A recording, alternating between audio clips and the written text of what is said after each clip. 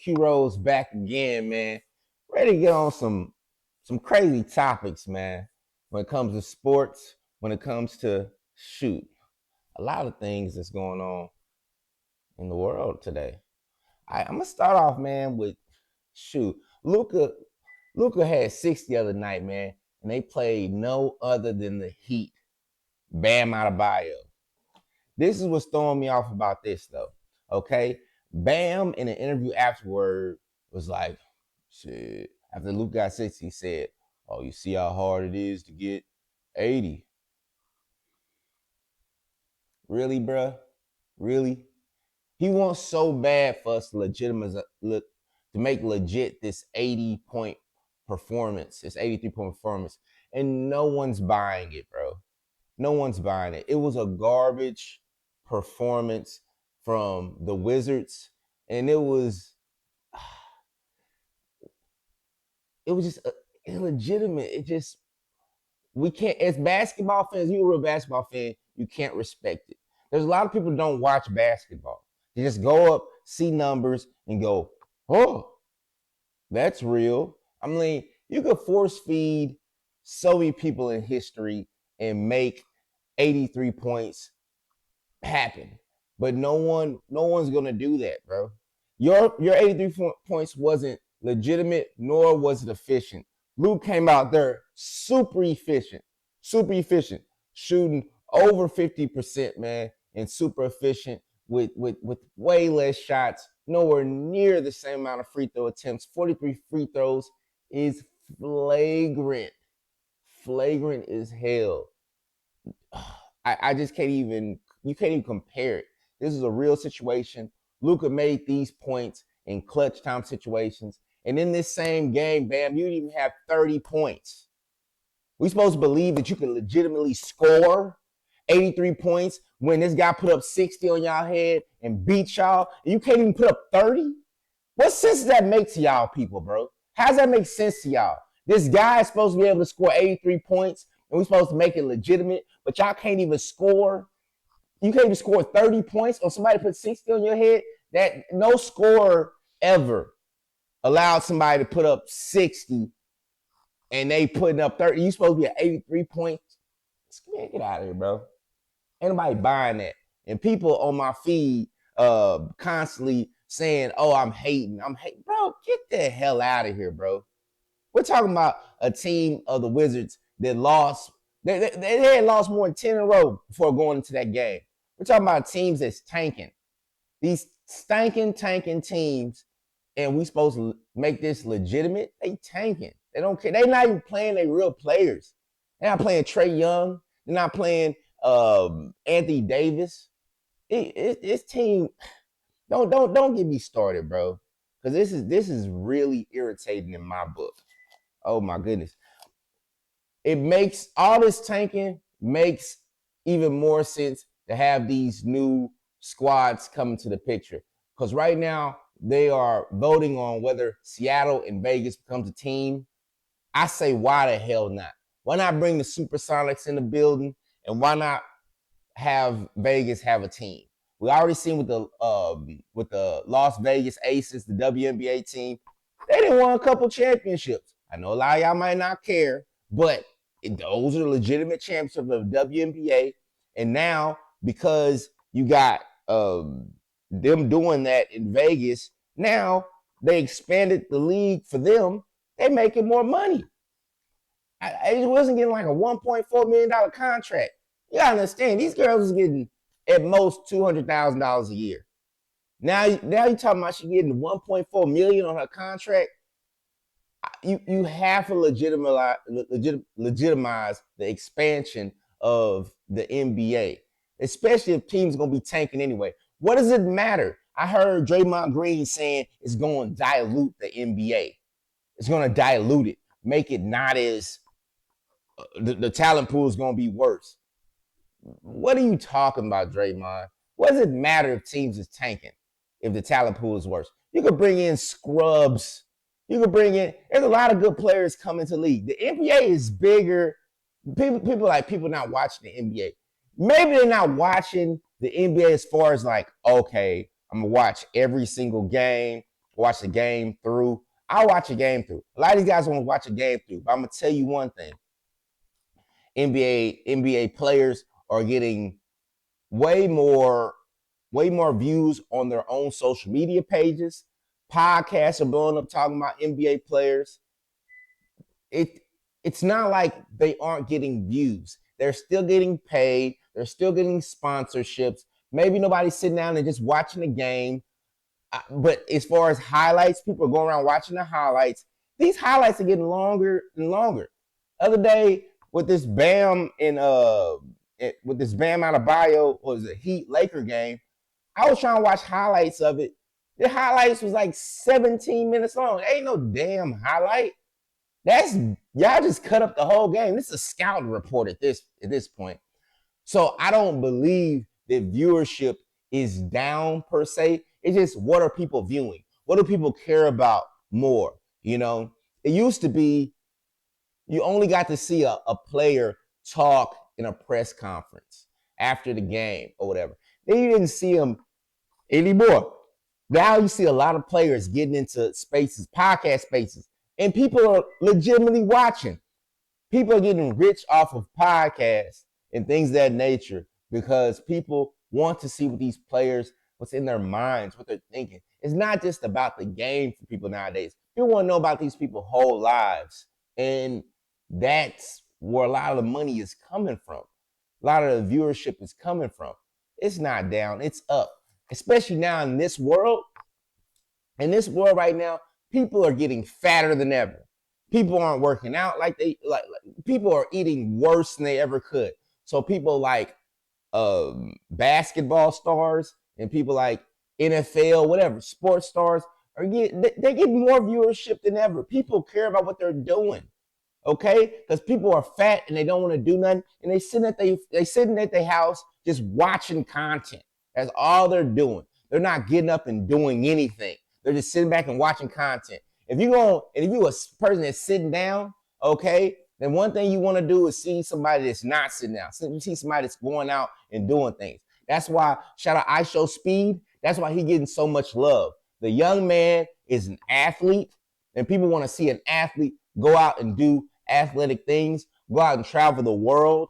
For anybody that wants to get in somebody like I Show Speed's position, you can't, because a lot of people, most people are too lazy. A lot of these young people are too lazy to get up and be active every single day and get those things done. Is what he's doing $100 million worthy? Who's to say? I'm not here to legitimize that, but I know one thing: most people can't do what he's doing. He goes out and he trains, he races people, he goes to different countries, he interacts with people. It's not the same trying to compare what you're doing at home, looking at your TV, thinking you could do something versus going out and doing it, man. So anyone say viewership is down, y'all crazy. People are viewing. It's what are they viewing?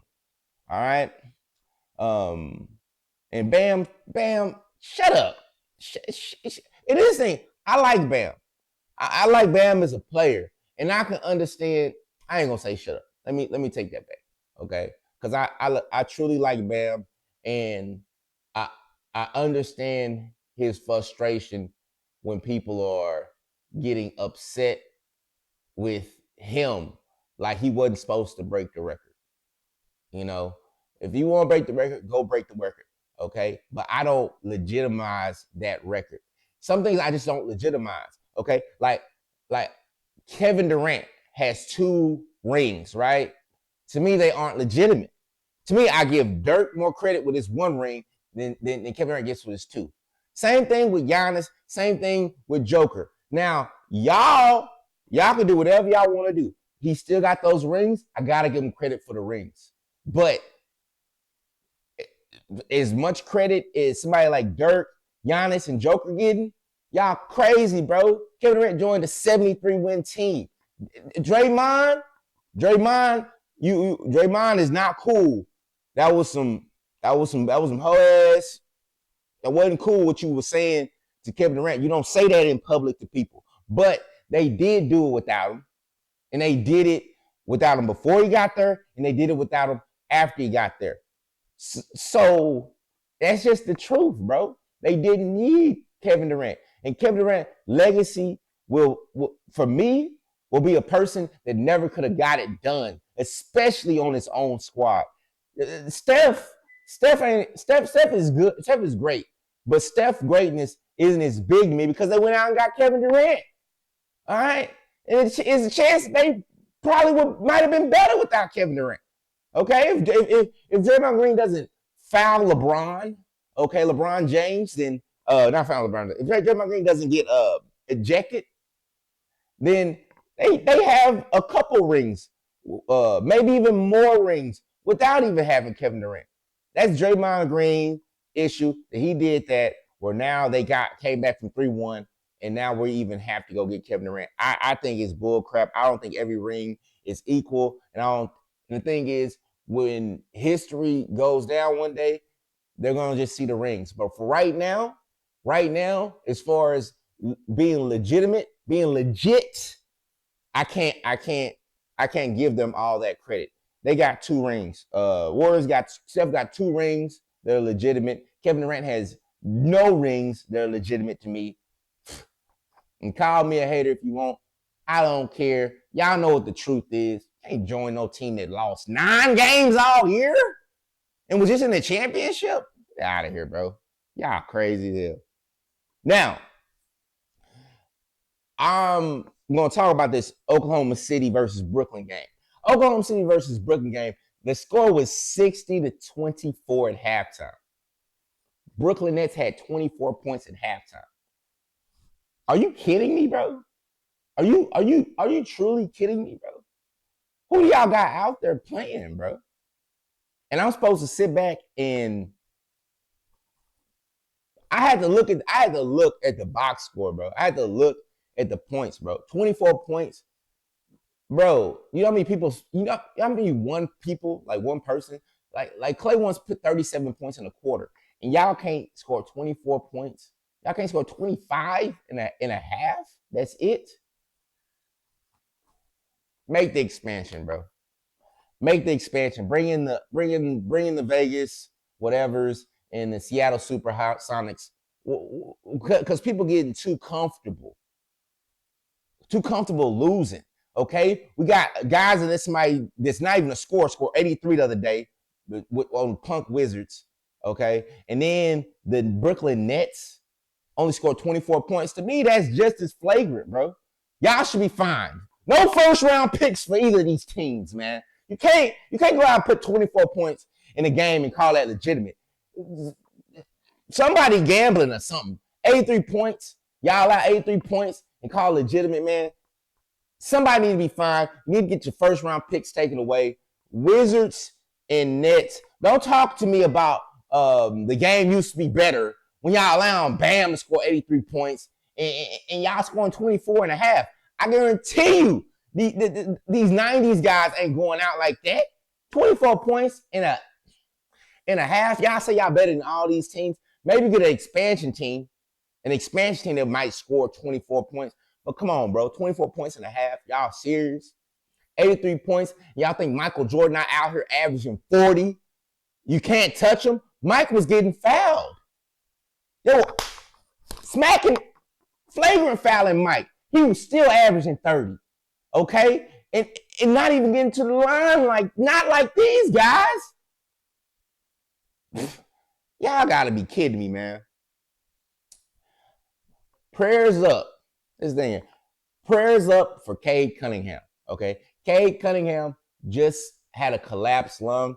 I don't fully know the whole situation about what happened, but he had a collapsed lung. You know, he's from the Dallas-Fort Worth area, Arlington to be specific. So shouts out to Cade Cunningham. Get healthy, bro. I want to see you win. I want to see you make it. I want to see you do big, good things, man. Detroit Pistons can't do it without you, bro. I've been looking at a lot of what the Detroit Pistons have been doing without him. Jalen Durham is for real. The future is in good hands when it comes to some of these young players, and Jalen Durham is one of them, man. A young dog. Even without having Cade Cunningham there, He's been putting up 23 points here. I seen him put up 36 the other night. Okay. To do that without having your point guard and not shooting threes, gotta get that man credit, bro. Shout out Jalen Durham. He is the center, the American center of the future, bro. Same way Bam Adebayo, Anthony Davis was starting and playing in the Olympics. That's going to be Jalen Durham's position. A lot of people have Chet Holmgren there. I mean, I'm gonna be honest with you. I don't know if Chet Holmgren is as good as Jalen Durham. I think it's an argument now. And Chet got the ring, but he also has the best team by far. Okay. But there's a lot of teams coming for that throne, man. And one of them included is the San Antonio Spurs, bro. When we just hit a game winner the other night, and these guys look great. And we all know they match up very well against the Oklahoma City Thunder. If I was the Thunder, I'd be very afraid. If I was the NBA, I'd be very afraid of the Spurs. The only thing the Spurs don't have is experience, which means, right? Which means if they don't win the championship this year, it's probably going to be next year. If no one gets hurt, if they don't win it this year, it's probably next year. Because the only thing that they are missing is experience. They have top to bottom everything. Defense. They got defense. They have a superstar. Okay. They shoot the ball when they feel like it. Okay. They gel. They mix. They match up well with everybody, and they ain't afraid to take your lunch money. So watch out for the San Antonio Spurs, because if they don't win it this year, they probably gonna win it next year, man. But we talking about this year. This year right now, it's hard to say, man. OKC still looks great, but if you're gonna bet on anybody, it's hard not to bet on somebody coming out the East, man. Because the East, you're not gonna get beat up as much. And right now, the Celtics look amazing. They look great, man. Jason Tatum came back, and you would think Jaylen Brown would take a step back, and he's giving up some of the shots, but Jaylen Brown still looks great. He had 30 again last night. He looks great. They both look great. And Jaylen Brown don't look like he's stopping. And I don't think he should stop. I got a lot of friends that think Jaylen Brown, even if Jason Tatum wasn't hurt, they think Jaylen Brown was the better player, is the better player. He got the MVP when they won the championship last year, and he looks better than he has been. One of the best two-way players in the game, top 5, and he should be top 5 in MVP voting, because the Celtics keep climbing, and they look like the best team in the East, so like by far. They like the best team in the East. And if you got somebody else, I don't see how. Especially now with Cade being out and having the collapsed lung. The Knicks ain't nowhere near the Celtics, okay? I expect the Celtics to represent the Eastern Conference going to the championship.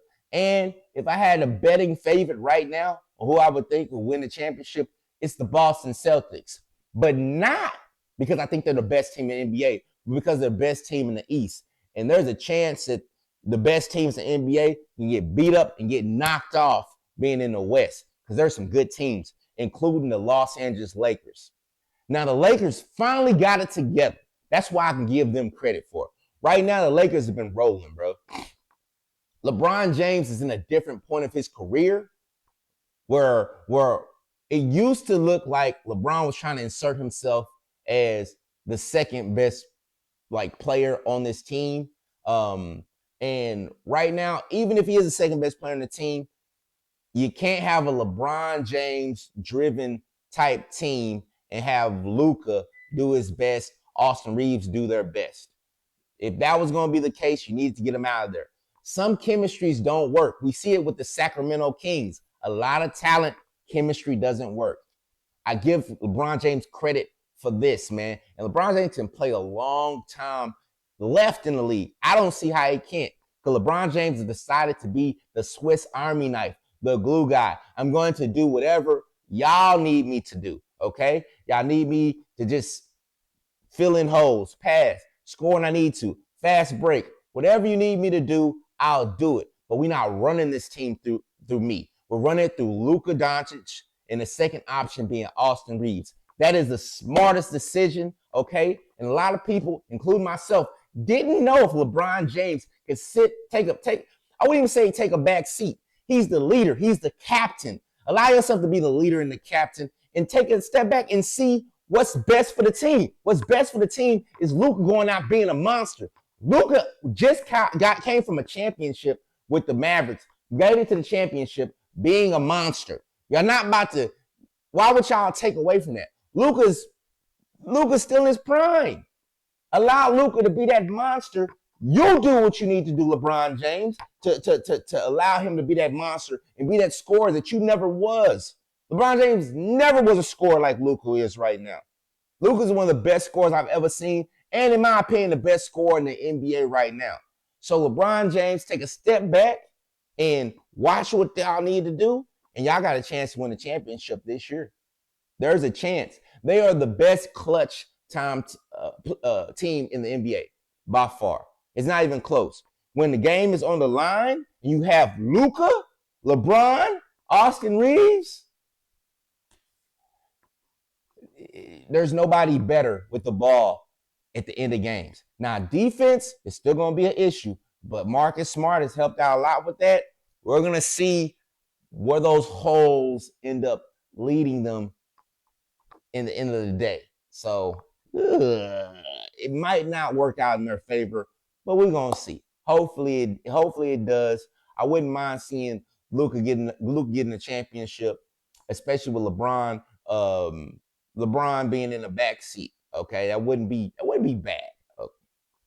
It'd be great for the NBA, and I think Luka deserves it. I think Luka got the NBA did some punk stuff. I don't think it was just the Dallas Mavericks that was in on that. I think it was the NBA, whoever leads the organization as a whole, that made that decision. Because nobody's this dumb. Luka's that amazing, and us getting Cooper Flag, it's always a ploy.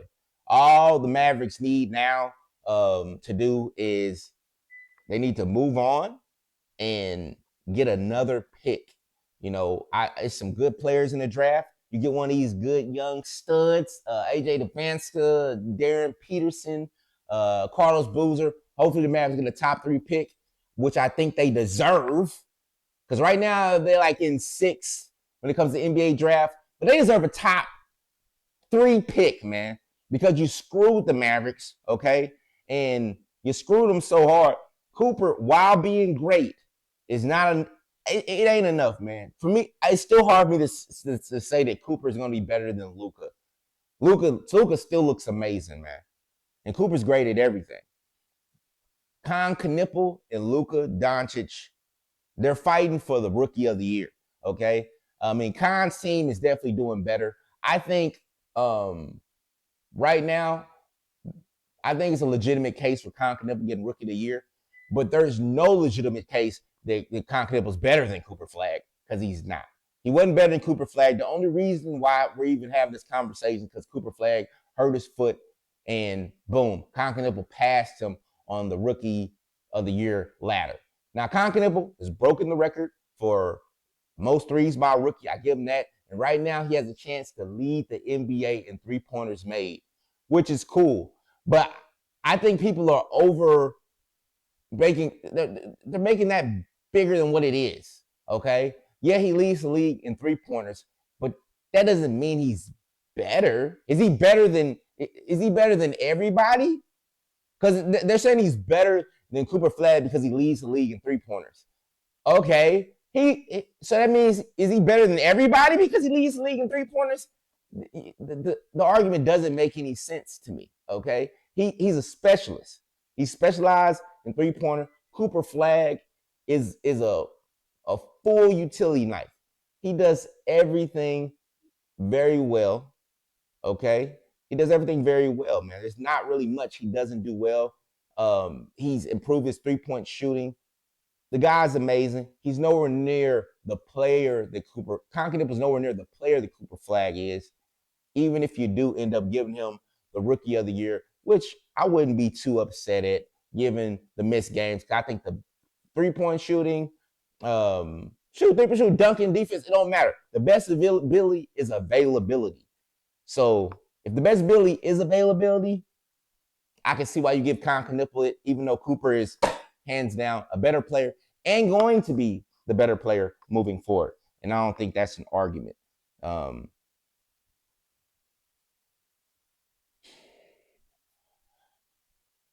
Now I think that's all for sports, you know.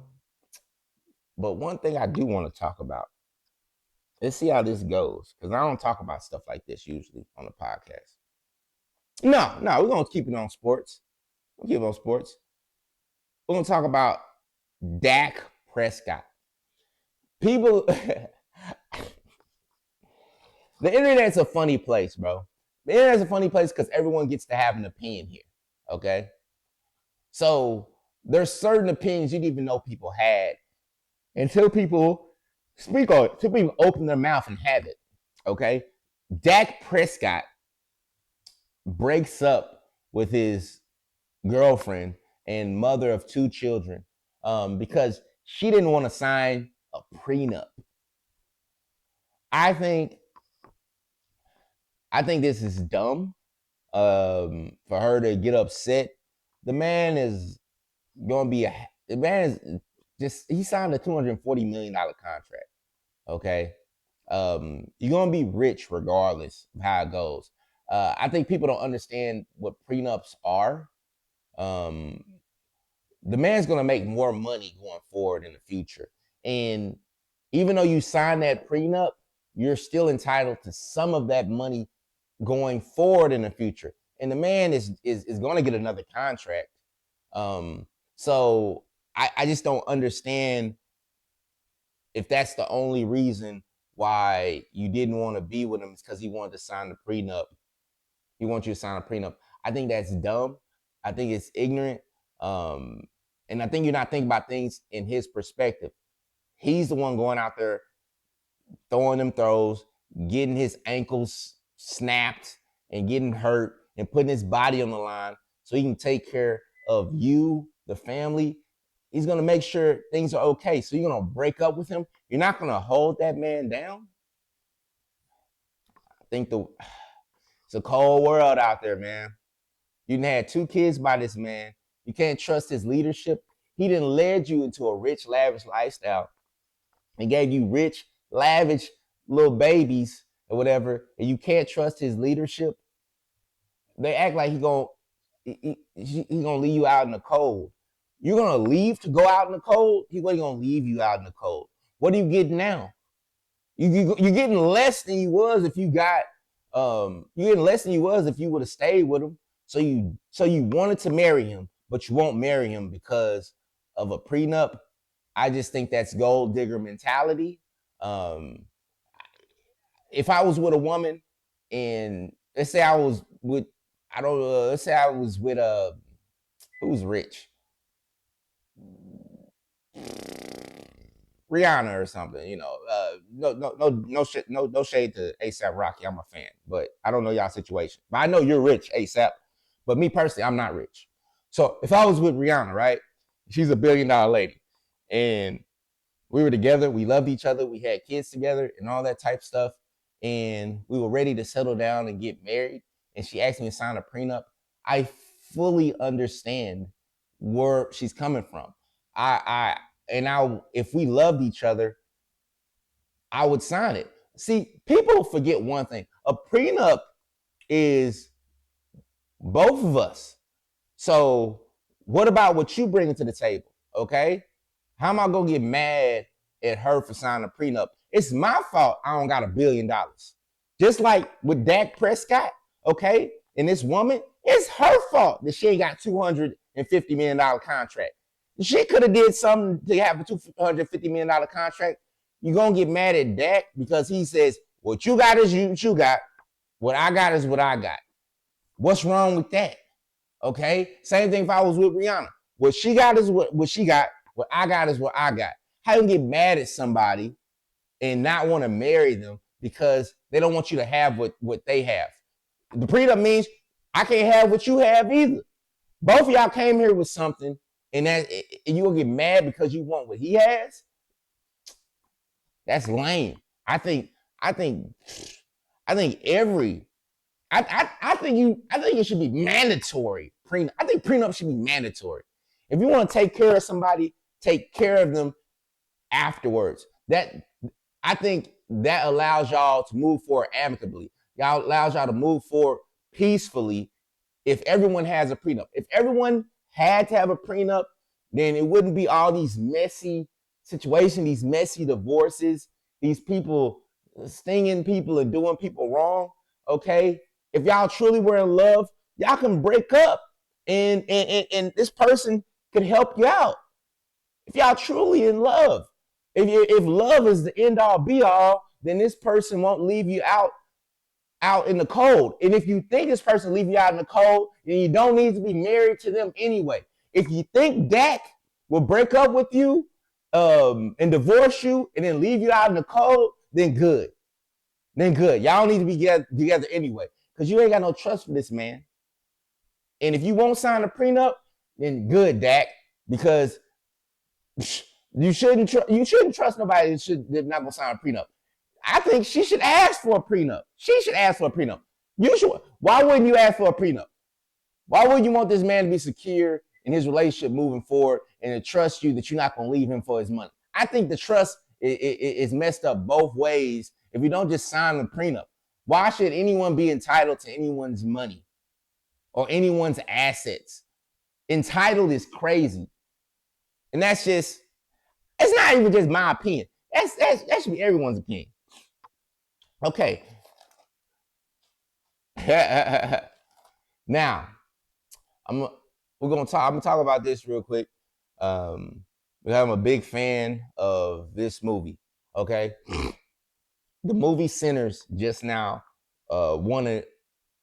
had many Oscar nominations. It got many Oscars wins or whatever for different things or whatever. But the biggest one being Michael B. Jordan won Best Actor for Sinners. Now, I like Michael B. Jordan. I haven't been the biggest Michael B. Jordan Stanfield. I think it's been better actors, done better acting roles. As far as like, I love Lakeith Stanfield. I love the actor from Snowfall or whatever. But I must say, when I saw Sinners and I saw his role in Sinners, I was like, oh, that's what you were going for. Sinners was the first time I seen Michael B. Jordan, and I was like, oh yeah, he's next. He's next in line. It was amazing. It was complete. His role in Sinners was amazing. I believed every part of that. For him to be able to completely distinctively have two different guys, they were twins, but he still legitimately made them different and cool. One was a chill guy, one was a little bit more flamboyant, and not in a gay way, just more in a expressive way. And he killed the role, man. I think Michael B. Jordan role in Sinners, if he acted like that from now on, man, he will be our generation's Denzel. He already had the it factor.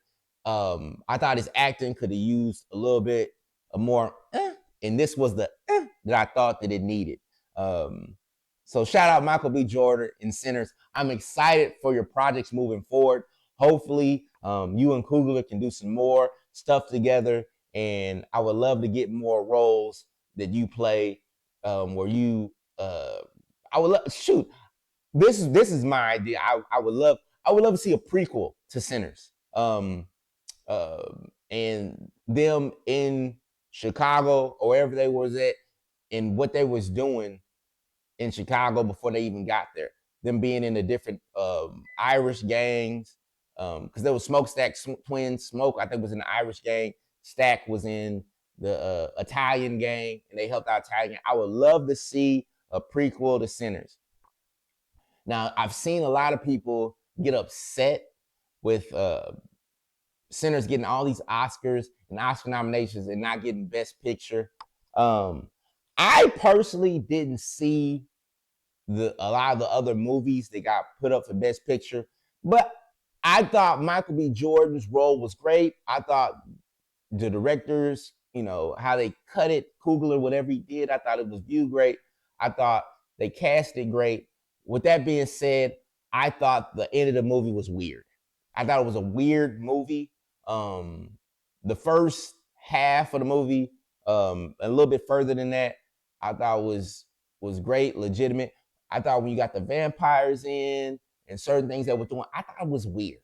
Okay, so for me, I could see it not winning Best Picture because of it's how weird and quirky and just kind of I didn't think it fully fit, but at the same time, it was sort of like a sci-fi horror, which doesn't even fare well when it comes to Oscars. You never really see horror movies even in this position to even make it this far from to be an Oscar because they usually are quirky and weird, and we need a full broad picture, broad scope of a full cogenic movie, in my opinion, to get an Oscar. Now, with that being said, it was cast well. It was a beautifully made movie. I think for what it was and it was excellent for what it was. Okay, but I personally think the roles were great, but when it came to that vampire stuff and a lot of things they did, I thought was weird. I personally like Django. Me and my friends have this argument: Sinners or Django. I personally thought Django was better.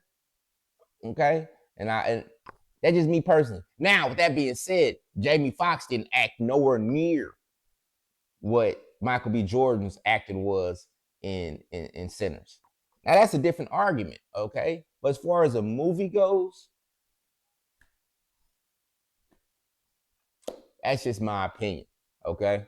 So that's it for me.